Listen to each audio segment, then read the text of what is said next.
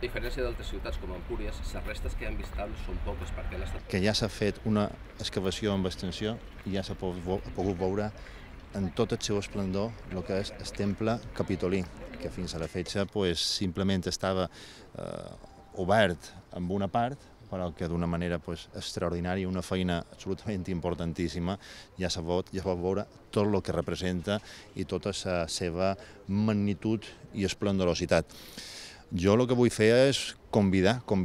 a tota la gent que vengui perquè Balears, evidentment, té molt de productes turístics, però un dels que nosaltres hem de voler, que volem posar en valor, precisament, fora del tempus estacional, també és el turisme cultural, el turisme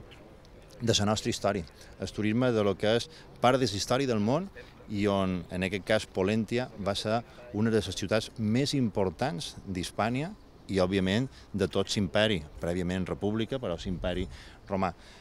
Jo vull donar les gràcies a totes les persones que estan fent feina, als voluntaris que també col·laboren i, òbviament, fer una crida a que tothom vengui, que vengui a veure, que disfruti, que valori, perquè això és un patrimoni de tots.